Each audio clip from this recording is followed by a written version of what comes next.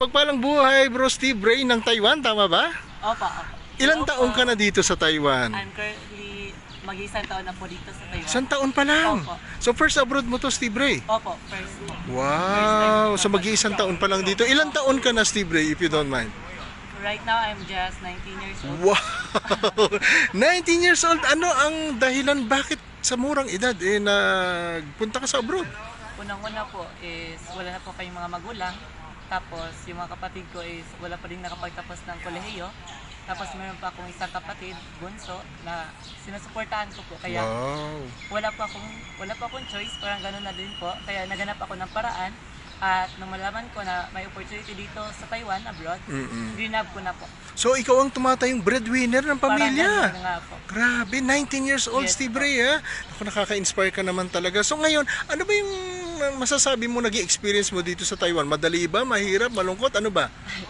O hindi po natin may pagkakaila na lahat ng OFW kahit saan mang sulok ng mundo is malungkot talaga yung buhay ng OFW. Saka minsan, namimiss mo yung pamilya mo, Oo. pero wala kang magawa. Yung kahit gusto mo nang umuwi, pero minsan nahihirapan ka na pagkakaitan ka ng pagkakataon kasi Oo. mahal yung ticket. So mas mabuti na lang pinapadala yung pera. Sa mga kapatid? Opo, sa mga kapatid. Oo. Kaya minsan, sobrang lungkot talaga ng buhay OFW Oo. at saka nakakapagod din. Lalong-lalo na po dito sa Taiwan na very strict po sila sa quality control ng Oo. mga produkto Yes, at saka yes. sa work, yung standard. Grabe pa talaga. Talagang taas na standard, Ang no? Kaya taas. dapat pagbutihin ang trabaho. Opo, kailangan Talaga talaga. naman, oo. So ngayon, ano ba yung naging pangarap mo no ikaw ay nag-abroad? Ano yung nasa iisip mo, Steve Ray, no? Pag nag-abroad ako, bukod sa tumutulong ka sa pamilya, no? Ano yung pangarap mo? Yung pinaka-pangarap ko po is ang magkaroon po ng sariling bahay. Kasi Wow.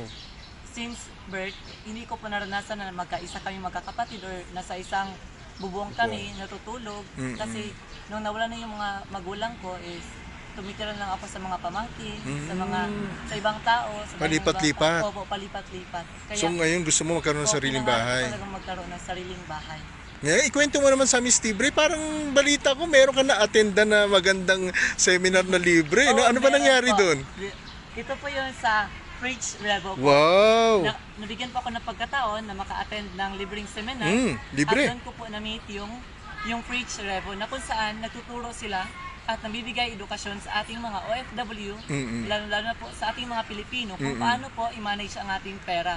Nang sa gayon, balang araw ay magiging rich tayo. Yung free at rich. Oo. Kasi maraming mayaman, ngunit hindi naman sila malaya. Yes. Sila nagtatrabaho pa rin. At marami ding malaya na wala namang kayamanan o wala Oo. namang pera. Kung Tama. kaya dito sa Preach Revo is tinuruan po ako na ano nga ba ang dapat gawin sa pera na meron ako or natatanggap ko.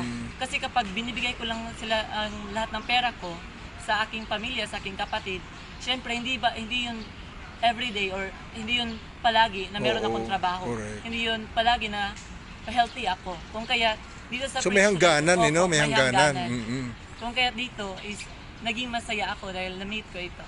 Wow! So ngayon, ano nangyari nung nakapag-attend ka ng seminar ng Fridge Revo? Ano ang ginawa mo action after nun? So yun na nga, hindi natin masasabi na nasisimulan mo ang isang bagay kung hindi mo ginagawa ng action. Kaya that time nung narinig ko na kahit maliit lang pala yung sahod ko, pwede ko na pala yung gamitin para i-invest Wow. sa isang property. Opo. O, ano ba yung property na yan? Nag-invest na po ako dun sa Tanawan, Batangas ng isang Bernice House model. Oo. Opo, Pero Bernice taga model. Batangas ka ba, Steve Ray? Hindi po, hindi. Hindi, Sa taga saan ka sa atin? Iligan Mindanao. City. Oo, sa Pero Mindanao. bakit nag-invest ka sa Batangas? Opo, kasi po, hindi naman yun nangangahulugan na yung bahay mo is titirhan mo siya or Oo.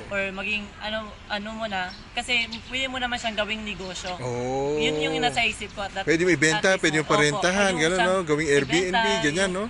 Opo, yung nasa gayon is hindi lang kahit na nagtatrabaho ako, meron din akong passive income. Oo. Yun kasi yung goal natin, dapat mga OFW. Lumalago pa. Opo.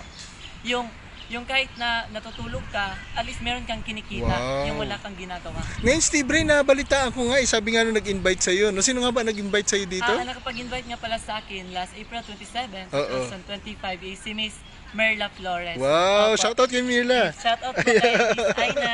Congrats Mirla, salamat sa pag-invite kay Steve Ray. At yun na nga, no, sabi mo nga kanina, mapalago yung pera. Narinig ko nga mukhang yung kinita for how many months, ilalagay mo daw agad dun sa Opo. investment, imbis na magastos nga naman. Oo, yan nga rin nasa isip ko. Nasa ganyan is, kasi kapag nasa bangko lang siya is, Oo. parang matitempt ako na Oo, gastusin. na-withdrawin. Nasa ganyan is, pwede ko naman siyang i-invest dun sa kagad sa bahay. Kasi pag nasa bangko lang, baka mamaya merong nangailangan, Opo. naku, mapupull out mo na naman or Opo, mawi-withdraw mo mapupull na out naman, no? Oo. So dito, siguradong lumalago na yung pera mo at talagang Opo. hindi mo talaga siya kukunin, no? Hindi mo siya withdrawin.